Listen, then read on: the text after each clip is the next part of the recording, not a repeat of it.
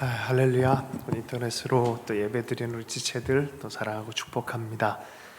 그 어느 때보다 또 예배드리는 것이 아주 간절해지는 그런 시간입니다. 또 하나님을 깊이 또 사랑하고 만나는 그런 시간 되면 더 좋겠습니다. 말씀을 나누겠습니다. 이사야서 55장 1절에서 13절까지의 말씀, 하나님의 긍휼과 구원, 구원의 초청이라는 제목으로 해서 말씀을 나누겠습니다. 우리가 계속 이사야서 53장에서 54장, 55장까지 왔어요. 여기까지가 이 성경의 가장 중요한 말씀이에요. 요 중심 말씀이에요. 구약의 가장 중심이면서 성경의 중심입니다.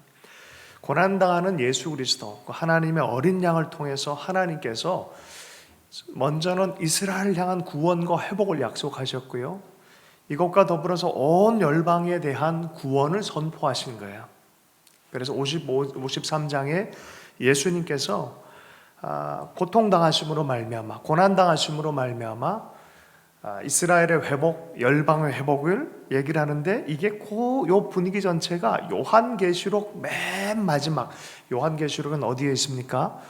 창세기 다음에 있는 게 아니라 성경 맨 끝에 있는 말씀이죠. 성경 맨 끝에 가보면은, 맨 끝에 장에 가면 요 분위기 그대로 있어요. 그대로 53장, 54장, 55장 분위기가 한 절, 두 절, 세 절 이렇게 딱 돼 있어요.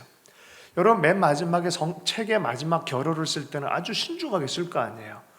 성경 맨 마지막에 이 내용이 있어요.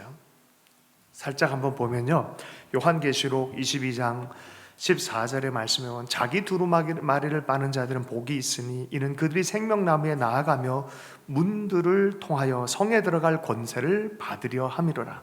십자가를 통해서 죄 사함을 얻고 예수 그리스도로 말미암아 생명에 들어가는 얘기를 합니다. 그 중심에 누가 계시냐면 16절에 보면, 나 예수는 교회들을 위하여 내 사자를 보내어 이것들을 너희에게 증언하게 하였노라. 나는 다윗의 뿌리요 자손이니 곧 광명한 새벽별이라. 성경에서 약속한 그대로 내가 왔고 내가 보내어서 사람들을 구원하는 새벽 어둠 가운데 새벽별과 같은 그런 구원의 메시아였다라고 말합니다. 자, 이 말씀이 있은 그 다음에 뭐냐면은 바로 17절의 말씀 보면, 22장 17절의 말씀 보면, 성령과 신부가 말씀하기를 오라 하시는도다. 듣는 자도 오라 할 것이요, 목마른 자도 올 것이요, 또 원하는 자는 값없이 생명수를 받으라 하시더라. 누구한테 오라고 합니까? 예수 그리스도 가운데로 와라. 누가 얘기를 해요? 성령과 신부가. 요 구조가 오늘 읽는 1절의 말씀이 매칭이 되는 말씀이에요. 예수 그리스도가 계심으로 말미암아 우리는 초대할 수 있어요. 누구든지 와서 목마른 자는 마셔라 라고 초대할 수 있어요. 한번 읽어볼까요? 하나님의 사랑과 예수 그리스도의 구원의 이야기로 초대해요. 이것이 성경의 중심 이야기예요. 이게 하나님이 우리에게 전해주고 싶은 중심의 이야기예요. 우리 1절 말씀 한번 읽어보겠습니다. 시작. 오호라 너희 모든 목마른 자들아 물로 나아오라. 돈 없는 자도 오라. 너희는 와서 사 먹되 돈 없이 값 없이 와서 포도주와 젖을 사라. 할렐루야. 여러분, 성령은 이 생수는 성령을 의미하고요, 이게 다 생수나 포도주나 젖은 다 우리가 필요한 거예요. 생필품이에요. 없으면 안 되는 거예요. 그런데 이것이 성경 전체를 보면 영적 의미를 가지고 있어요. 생수는 성령을 의미하고, 포도주는 신부된 교회를 향한 하나님의 피를 흘려서 사랑하신 사랑의 언약을 의미하고, 그래서 성찬할 때 이것이 내 언약의 피다라고 말하는 거예요. 젖은 하나님의 말씀을 상징하고 있어요. 하나 말씀을 좀 보도록 하겠습니다. 생수에 대해서 와서 사 먹어라라고 말해요. 와라, 이제 오라. 물을 마셔야 너희들 살 거 아니냐라고 말하는 거예요. 예레미야서 2장 13절 말씀입니다. 나의 백성은 두 가지 잘못을 저질렀다. 생수가 솟는 샘인 나를 버리고, 생수에 근원된 나를 버리고 갈라져 새기만 하는 물이 괴지 않는 웅덩이를 팠다라고 말해요. 여러분, 우리는 생수가 필요합니다. 영혼의 생수가 필요해요. 다른 게 아니에요. 하나님이세요. 그 생수에 대해서 얘기해요. 성경은요, 강으로 시작해서 강으로 끝나요. 성경에 보면 창세기 2장에 네 강이 시작이 되어 있어요. 에스겔서 보면 또 보좌로부터 흐르는 생명의 강수에 대해서 얘기를 해요. 요한계시록에 가면 이 생명의 강이 또 22장에 있어요. 강으로 시작돼 강으로 했고요. 자세히 보면 이 강이 도대체 뭘까? 요한복음 7장에서 얘기합니다. 너 배에서 솟아날 생명의 강수, 성령을 의미한다라고 성경 얘기하고 있어요. 우리는 성령의 강수가 필요한 줄로 믿습니다. 여기서부터 흘러나오는 강물이요 모든 만국을 치료하겠다라고 말합니다. 제가 요한복음 7장 37절 38절 말씀을 읽어드리겠습니다. 명절 끝날 곧 큰 날에 예수께서 서서 외쳐 이르시되 누구든지 목마르거든 내게로 와서 마시라. 나를 믿는 자는 성경의 이름과 같이 그 배에서 생수의 강이 흘러나리라 하시니 이는 그를 믿는 자들이 받을 뭐라고요? 성령을 가르쳐 말씀하신 거니라. 내게로 와서 생수를 마셔라, 사 먹어라 라고 말하는 거예요. 두 번째가 뭐라고요? 포도주, 주님의 언약이에요. 죽기까지 피를 흘려서 우리를 사신 신부를 향해서 남편 된 예수 그리스도께서 피를 흘려서 언약을, 구원의 언약을 확실하게 한 것, 그것이 포도주의 의미입니다. 주님이 주신 이 사랑의 포도주를 마시길 축복합니다. 그래서 부부는요 예수 그리스도와 교회의 관계와 같다라게 돼요. 남편은 예수님께서 피 흘려 죽기까지 언약을 지키시고 언약을 만드시고 구원을 끝까지 지키시는 것처럼 남편은 그렇게 피 흘리기까지 희생해라라고 말하는 거예요. 교회는 어떻게 해요? 그 신실한 언약에 계속적으로 함께 충성되어 따라오는 거예요. 이것이 그래서 교회와 예수님의 사이다라고 말해요. 포도주를 사라라고 말해요. 젖은 뭐예요? 어린아이가 젖을 먹지 않으면 죽습니다. 베드로전서 2장 1절 2절 말씀입니다. 그러므로 모든 악독과 모든 기만과 외식과 시기와 모든 비방하는 말을 버리고 갓난 아기들 같이 순전하고 신령한 젖을 사모하라.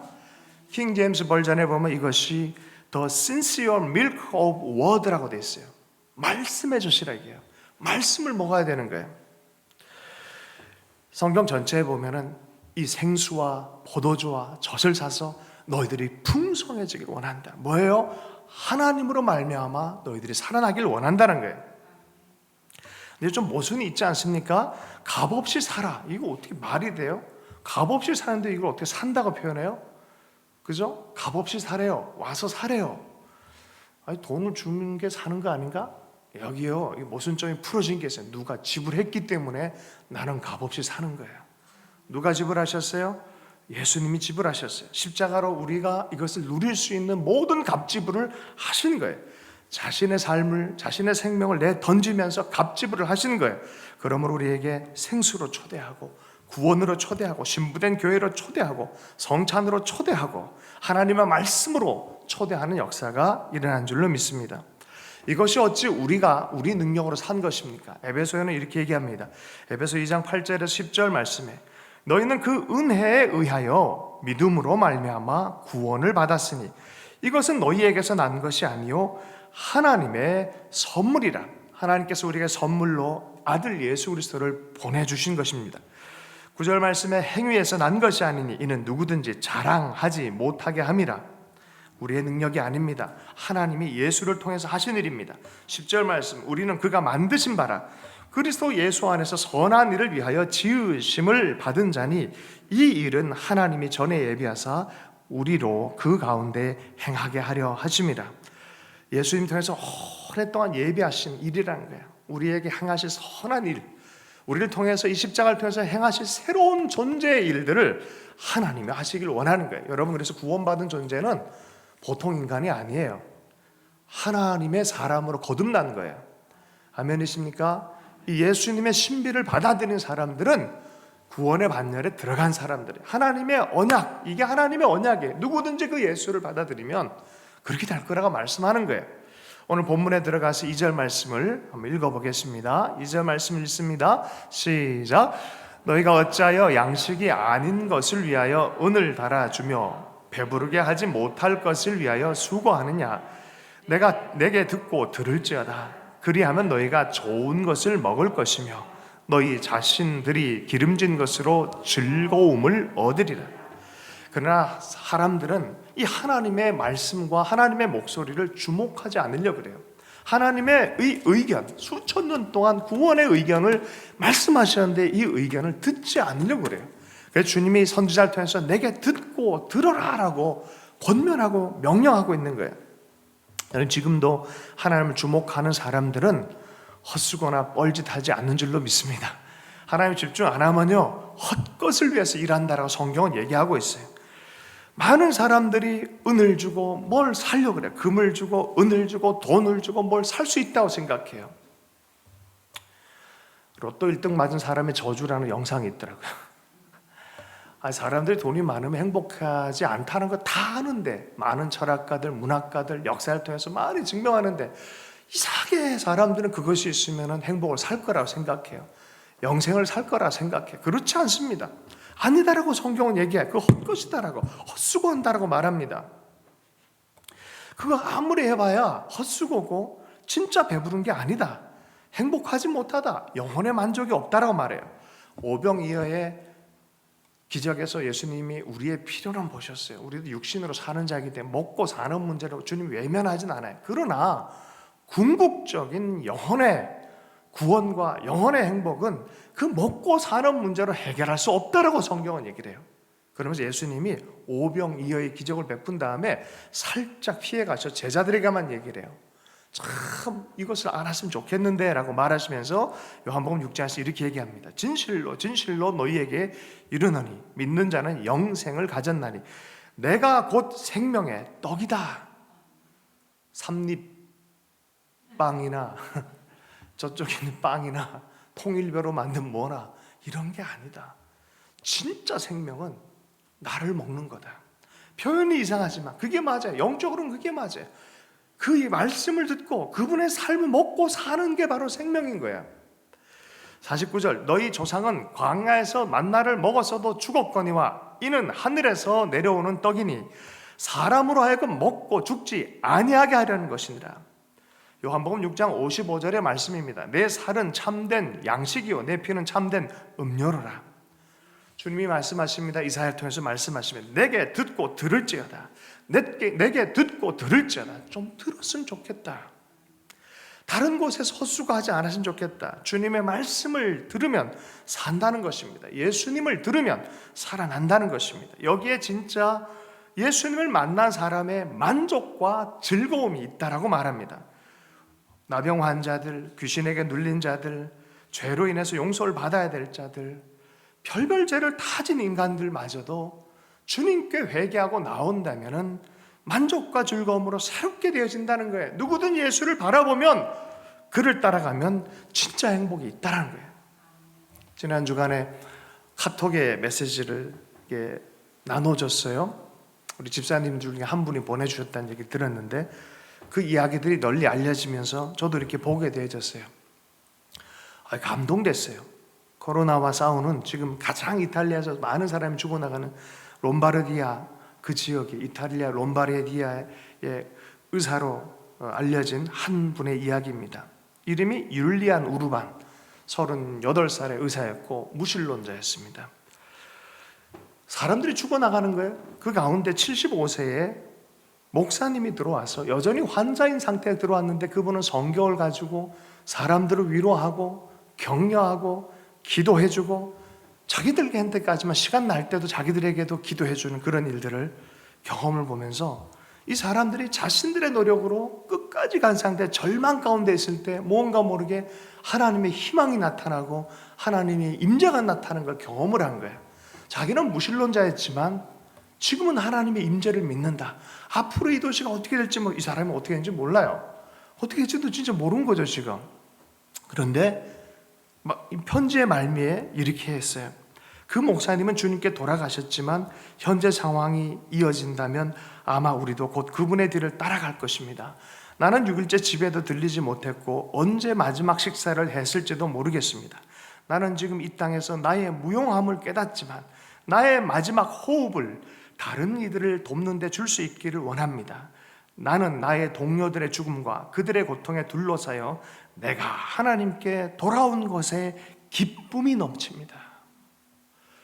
무신론자로 들어갔다가 그 병자들 돌보고 말씀의 사람을 만나면서 하나님의 임재를 아는 믿음의 사람으로 돌아왔다는 게 롬바르디아 병원의 3월에 어쩌면 지금 4월이잖아요. 이 사람도 어떻게 되는지 모르겠어요. 그러나 그는 영원한 생명이 뭔지를 이해했다는 거예요. 여러분, 늦기 전에 이 영원한 생명, 이 평강의 주체가 되신 예수님을 영접할 수 있길 축복합니다. 혹시 지금도 삶과 죽음 앞에서 주님이 우리의 죄를 사해 주시고 값없이 오라고, 여기 와서 마음껏 먹으라고, 구원과 영원을 회복하라고, 영원한 소망을 누리라고 하는 이 음성을 외면하지 않기를 바랍니다.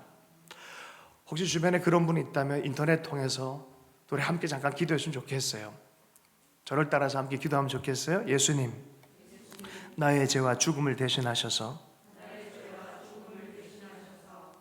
고난당해 주셔서 감사합니다. 죽어주셔서 감사합니다. 하나님의 아들 예수님께서 성경의 약속대로 죽으시고 살아나셔서 주님을 믿는 자에게 값없이 구원을 주셔서 감사합니다. 이제 나는 성경의 약속대로 예수님을 나의 구주, 나의 하나님으로 인정하며 마음에 모셔드립니다. 이제 내 속에 거하시고 영원히 나의 구주로 다스려 주십시오. 예수 이름으로 기도합니다.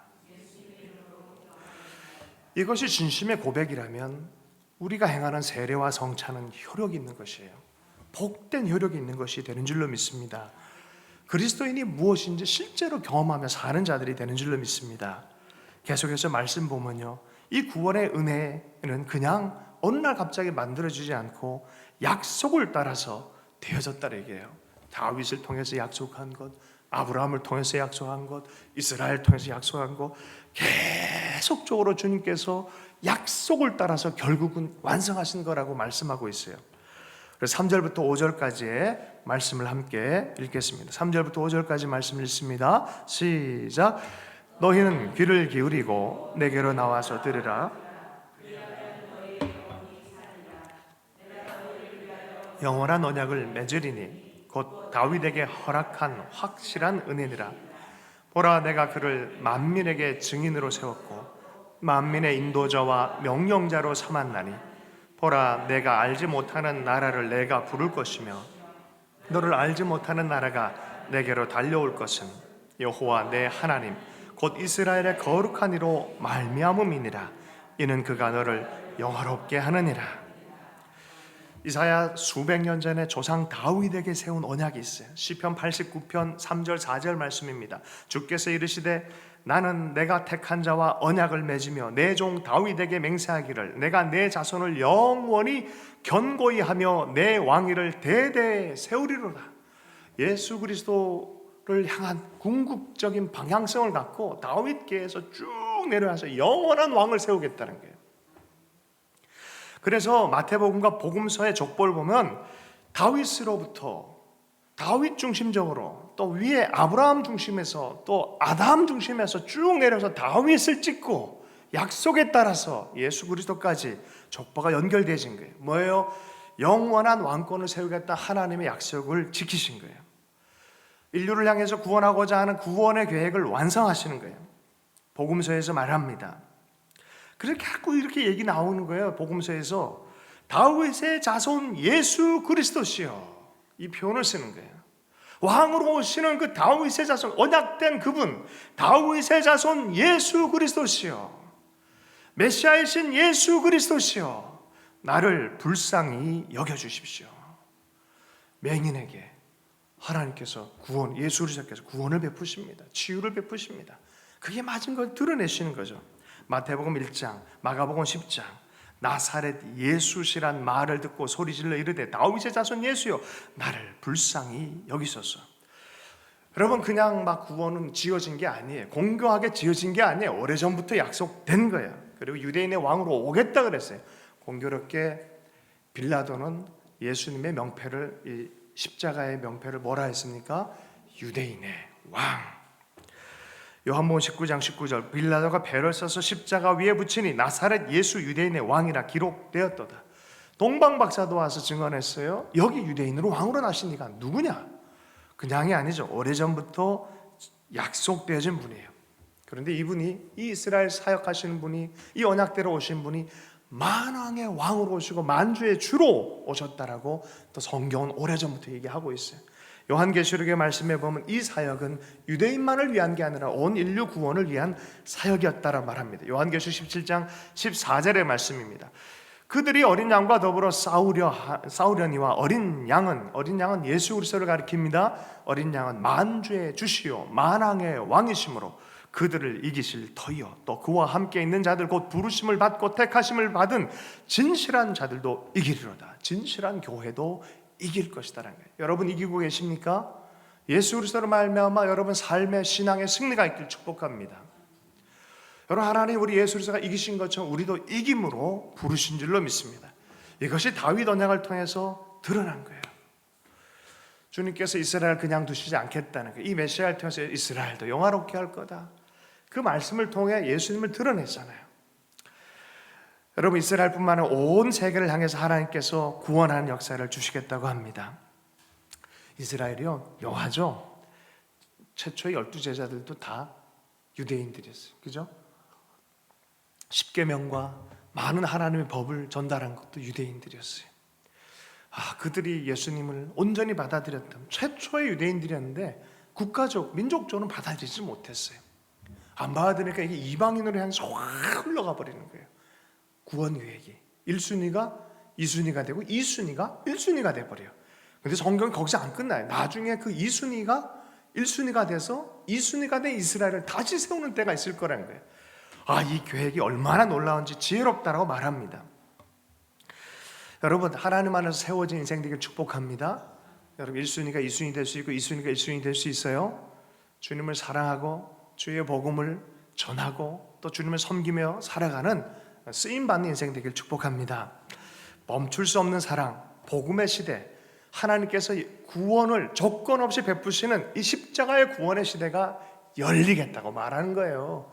바로 그때는 어떤 때입니까? 부르짖을 때이고 찾을 때라는 거예요. 지금은 이제는 부르짖고 찾을 때다라 말하는 거예요. 자기 능력이 없어서 망하는 게 아니라 이제 하나님을 찾지 않아서 망하는 때가 지금이다라는 거예요. 여러분 주님을 찾길 축복합니다. 6절과 7절의 말씀 한번 읽겠습니다. 시작. 너희는 여호와를 만날 만한 때에 찾으라. 가까이 계실 때에 그를 부르라. 악인은 그의 길을, 불의한 자는 그의 생각을 버리고 여호와께로 돌아오라. 그리하면 그가 긍휼히 여기시리라. 우리 하나님께로 돌아오라. 그가 너르그럽게 용서하리라. 영원한 구원의 그 상징과 같은 왕의 깃발, 그 십자가가 세워지는 거예요. 그것을 붙잡고 붙드는 자들마다 그 사람이 누군지 상관없이, 어떤 누군지 상관없이 살아나는 거예요. 그래서 그렇게 얘기했죠. 모세 당시에 많은 뱀들이 와서 막 물고 할 때 구리뱀을 세우라는 거야. 그 죄의 상징과 같이 구리뱀을 세워요. 이상하잖아요. 구리뱀을 세우고 장대 위에 구리뱀을 보는 자들마다 살아나는 거예요. WHO입니까? 그거 보면 상징이 뭐라 돼 있어요? 나무 위에 뱀으로 이렇게 돼 있죠. 옛날부터 뱀은 또 치유의 상징 같은 그런 또 스토리도 있어요. 오늘 성경적인 상징으로 보면 그 구리뱀을 보는 자들마다. 그런데 성경에서는 그 구리뱀 같이 예수님께서 높이 올리셔야만 한다라고 복음서에서 말하고 있어요. 그러므로 누구든지 그리스도를 바라보는 자들마다 살아나는 거예요. 살아나는 거예요. 그가 어떤 사람이든 상관없이 살아나는 거예요. 여러분이 이제 영접하고 회개하면 누구든지 치료가 되는 줄로 믿습니다. 주님을 인정하고 받아들인 자들은 옛삶을 회개하고 돌아오기를 결정한 사람들입니다. 아멘이십니까? 이제는 십자가를 따를 것이냐, 죄의 기쁨을 계속 따라가면서 멸망할 거냐, 둘 중에 하나예요. 그러므로 회개하고 주를 받아들이는 거예요. 그의 피를 의지하는 거예요. 그의 피는 얼마든지 우리의 과거의 모든 죄를 사할 수 있다라고 성경은 말합니다. 여러분 회복해야 돼요. 회개해야 돼요. 그럼 우리 삶 안에 부흥을 경험하고 성령을 경험하게 되는 줄로 믿습니다. 구원의 회복과 회복의 기쁨을 통해서 성령의 강수가 우리의 삶 안에 흘러올 것이다라고 증언하고 있습니다. 여러분 우리는 복음을 위해서, 이 복음을 위해서 부름받은 자들이에요. 주님께서 요한계시록에도 아까 전에 얘기했지만, 맨 처음에 얘기했지만 거기 보면 다시 오시는 그리스도에 대한 얘기가 또 한 줄 이렇게 써져 있어요. 주님이 이렇게 얘기하셨어요. 복음의 선교의 시즌이다. 그러므로 이 복음을 전해라.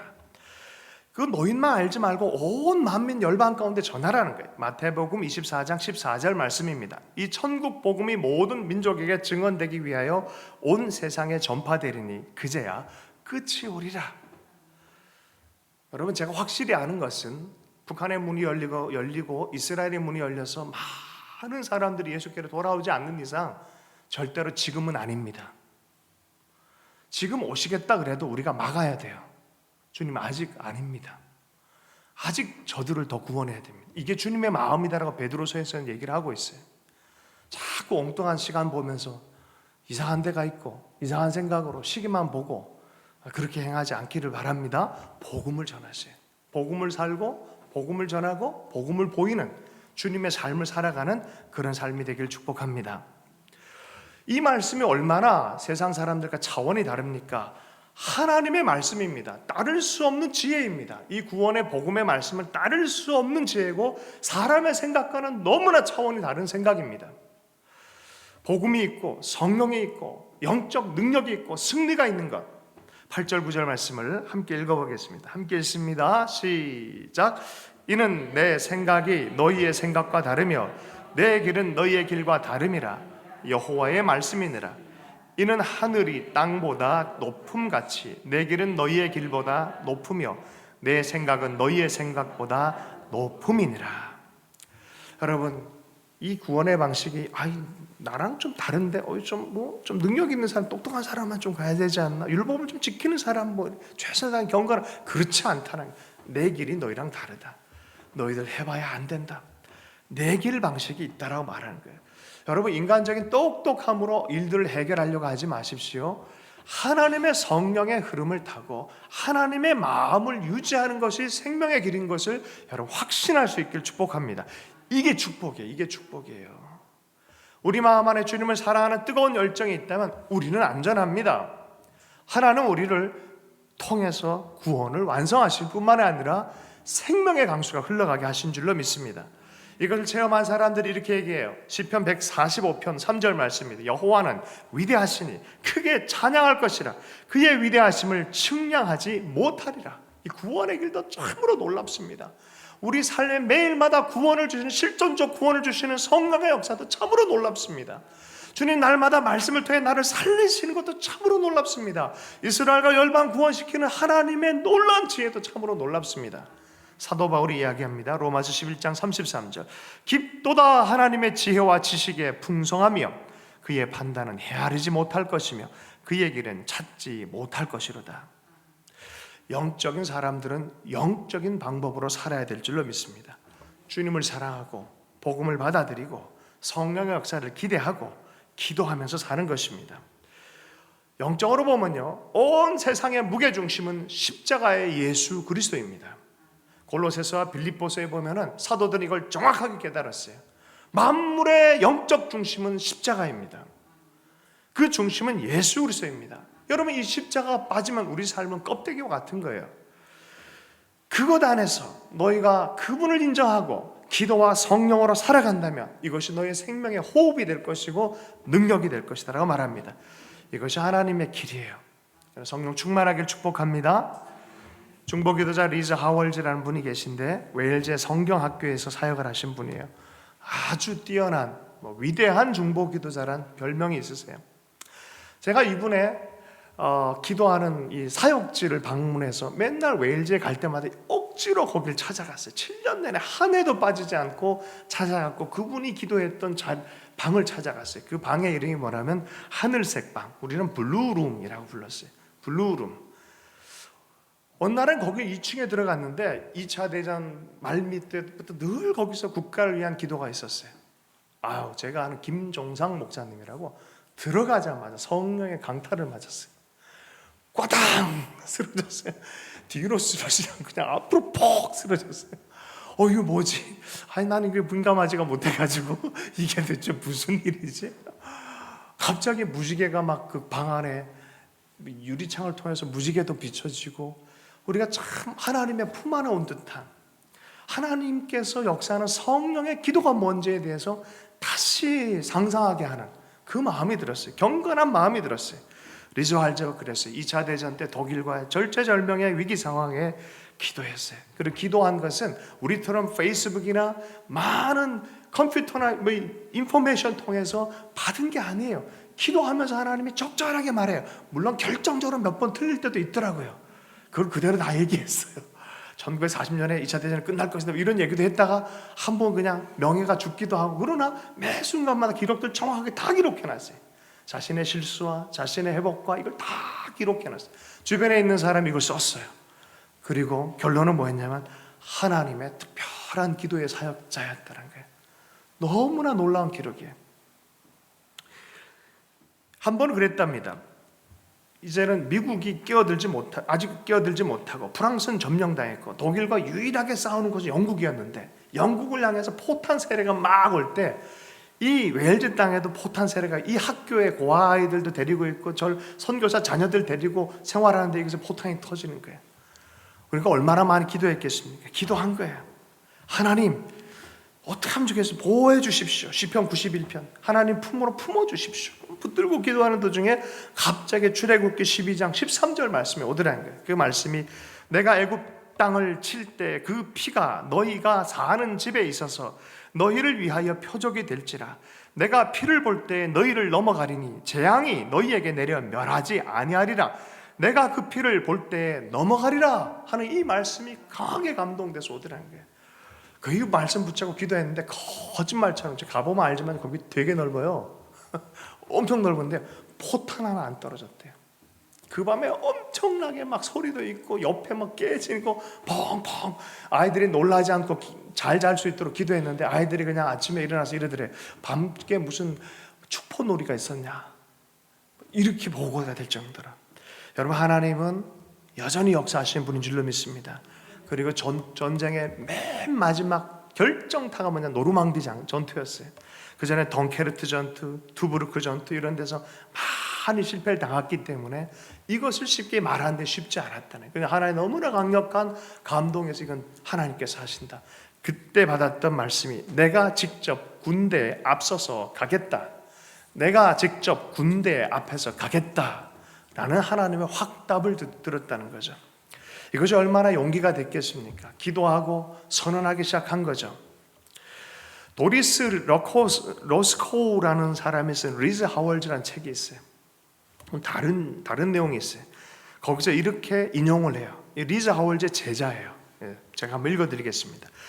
리즈 하월즈는 하나님이 손수 전쟁에 참전해 계시기 때문에 신적인 개입을 하실 것이라고 줄곧 주장했습니다. 그 개입이 어떤 방식이든 간에 이사야 선지자의 말처럼 하나님의 생각은 항상 우리와 다르며 하나님의 길은 항상 우리의 길과 다릅니다. 리즈 하월즈는 하나님의 개입이 전쟁 내내 있었지만 세상 사람들은 그것을 한 번도 보지 못했다라고 이야기했습니다. 왕, 위대한 지도자, 정치인, 장군들은 전 세계 사람들과 함께 하나님의 구원을 감사함이 마땅합니다. 뒤돌아보면 항상 다음의 사실을 단언할 수 있습니다.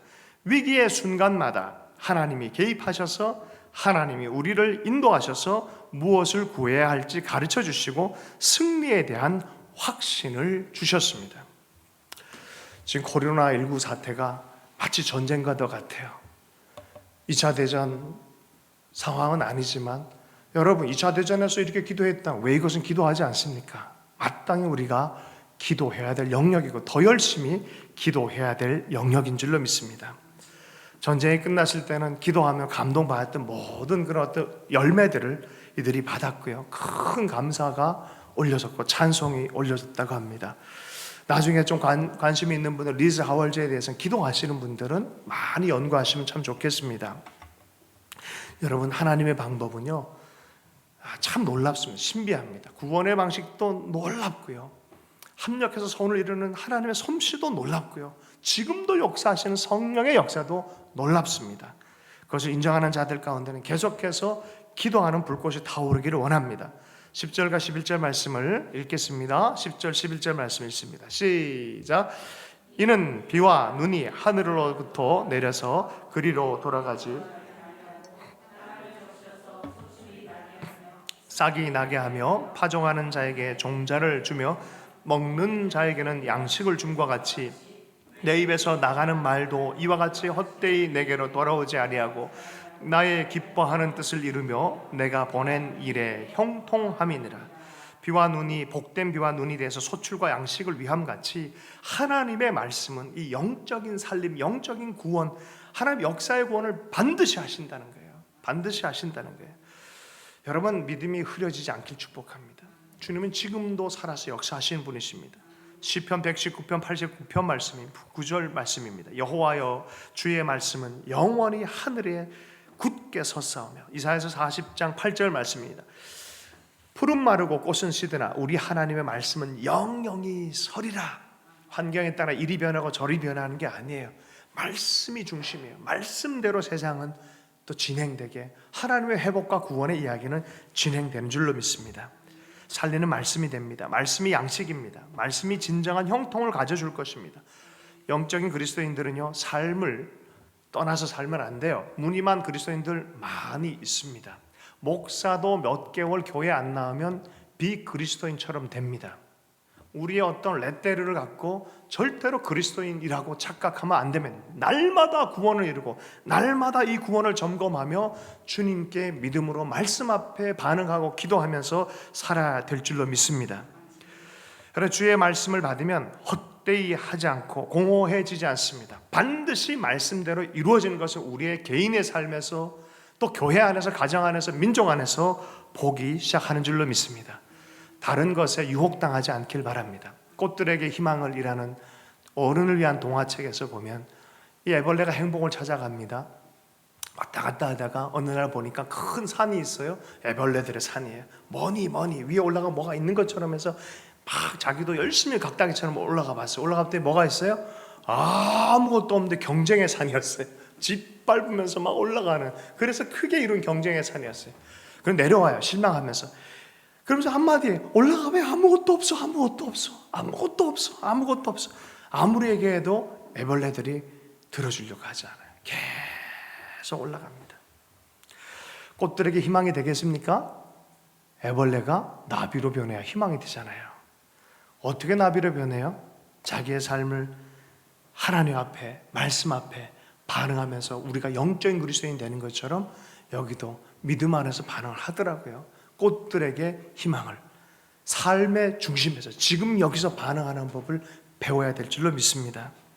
갈매기의 꿈, 이번에 제가 지난주에 설교한 중에 내용이 좀 더 궁금해서 찾아갔어요. 교보문고 가봤더니 놀라운 사실 제가 발견했어요. 제가 고등학교 1학년 때 읽어서 너무 감동을 받은 책이었는데 2013년도에 4부가 개정이 돼서 올라왔어요. 웬일 해서 봤더니 작가가 오랫동안 4부는 설마 이러겠나 하고 인생이 이렇게 흘러가겠나 하고 묻어둔 거예요. 그 내용이 뭐냐면은 어느 순간 조나단 리빙턴 시걸이 하나님 나라와 같은 곳에 올라가 버리고 그렇게 살아가는 존재가 돼버렸는데, 사람들은 리빙스턴을 존경하고 칭찬하다 어느 순간 되니까 갑자기 이것이 기념품이 되어지고 체계가 되어버리고 죽은 종교가 되어버리고 이렇게 사는 게 4부였어요. 그래서 몇십 년을 한참 부르니 2013년도에 제가 86년도인가 그때 읽었던 책, 2013년도에 4부 원고가 다시 발견돼가지고 작가가 다시 이걸 읽게 됐는데, 헐, 자기 인생을 향해서 안주하고 있고 죽어버린 거에 대해서 얘기를 하는 거예요. 그러면 4부를 부침이 마땅하도다. 한번 읽어보세요. 갈매기의 꿈. 여러분, 우리가 어떻게 살아야 되는지 한 얘기예요. 월터 부르그만이라는 분이 사순절 묵상책에 쓰신 책인데 고린도전서 3장 18절 말씀을 해요. 하나님 앞에 변화하고 영광스럽게 변화하는 것은 세상의 어떤 지혜나 성취나 노력이 아니다. 결코 그럴 수 없다. 온전히 예수 그리스도를 품고 바라볼 때만 우리는 변화할 수 있다. 예, 동의합니다. 여러분, 변화가 언제 일어났어요? 인생에서 영적 변화가 언제 일어났어요? 사람을 통해서, 능력을 통해서? 아니요, 내가 주님을 바라볼 때입니다. 오늘 주님을 바라보는 여러분 되기를 축복합니다. 온전히 십자가를 바라볼 때 우리는 우리 안에 온전한 변화를 경험하게 되는 줄로 믿습니다. 그 그리스도를 바라보는 자에게 성령의 역사이고 말씀의 형통함이 경험되게 되는 줄로 믿습니다. 그러므로 우리가 찾아야 돼요. 그분을 찾을 때 우리에게 진짜 형통함이 뭔지가 드러나기 시작합니다. 나는 우리 교회 가운데 주님을 사랑하는 이 마음으로 하나님의 성령에 의한 진짜 열매들이 가득해지기 원합니다. 그때 표현을 12절, 13절이 표현해 줍니다. 함께 읽어보겠습니다. 시작. 너희는 기쁨으로 나아가며 평안히 인도함을 받을 것이요 산들과 언덕들이 너희 앞에서 노래를 바라고 들의 모든 나무가 손뼉을 칠 것이며 잣나무는 가시나무를 대신하며 화석류는 찔레를 대신하여 날 것이며 이것이 여호와의 기념이 되며 영영한 표징이 되어 끊어지지 아니하리라. 예수의 십자가를 바라보고 성령을 따라 말씀을 따라 사는 자들에게는 평안이 오기 시작하고 기쁨이 오기 시작하고 이전에 정말 가시나무 같은 인생이 열매 맺는 잣나무 같이 변화할 거고 찔레 같은 것이 꽃이 피어나는 화석류와 같은 진짜 축복이 임하는 거예요. 여러분, 제가 지난주에 그런 얘기를 했었어요. 어떤 책이 있더라고요. 그래서 사모님을 좀 얘기를 했었는데 책 제목이 재밌어요. 뛰는 놈 위에 나는 놈 있고 나는 놈 위에 운 좋은 놈이 있다. 그렇게 된 거예요. 근데 그 운 좋은 걸 일본 작가인데 들어가서 보면 기도하는 삶에 대해서 얘기를 해요. 기도하는 삶. 희한해요. 아무것도 아닌 것 같은데 하나님을 사랑하고 기도하고 살아가는 자들에게는 하나님 차원, 높은 차원의 열림들을 경험하기 시작해요. 진짜 그럴 거요? 경험해 보세요. 내 힘으로 하는 것 차원이 다른 역사들을 보기 시작합니다. 거꾸로 가는 것 같은데 맨 꼬레비가 되는 것 같아요. 하나님의 마음 지키려고 그러다 꼬레비가 되는 것, 쓰레기처럼 여겨짐도 당해요. 근데 갑자기 어느 날 시즌이 바뀌면 주님의 호각 소리가 불립니다. 얘들아 뒤로 돌아가. 갑자기 1등이 돼버려. 하나님의 묘수가 있어요. 하나님께 늘 묘수가 있는 줄로 믿습니다. 여러분, 노예 백성이 갑자기 강대한 나라를 다 이기고 출애굽을 한다는 게 말이 돼요? 이게 하나님의 역전이에요. 출애굽 백성, 이게 바벨론에서 다시 돌아온 건 이걸 제2의 출애굽이라 그래요. 그러나 이 출애굽과 출애굽은 영적 출애굽인 십자가의 출애굽으로 완전히 다 해석되게 합니다. 여러분, 이 영적 출애굽을 통해서 우리에게 영적 구원만 주는 게 아니라 삶이 무엇인지, 진짜 복된 삶이 무엇인지를 가르쳐 주기를 원해요. 그러므로 너희는 먼저 그의 나라와 그의 의를 구하라. 그리하면 이 모든 것을 너희에게 더하시겠다는 영적 원리를 경험하게 되는 줄로 믿습니다. 우리에게 혼자서 그냥 늘 그냥 짓눌려 살라 이런 소리가 아니에요. 무엇을 먼저 중심에 두고 사는 자를 말하고 있습니다. 10가지 재앙을 통해서 장자 재앙을 통해서 출애굽이 되는 것처럼 문설주의 피를 바른 자들은 다 살아나는 것처럼 오늘날에도 그리스도의 십자가를 붙들고 사는 자들은 옛사람이 죽고 하나님의 사람으로 태어나는 자이고 홍해의 죽음의 바다를 건너서 생명으로 나아가고 하나님의 백성이 되는 그 자리로 있는 줄로 믿습니다. 여러분 보세요.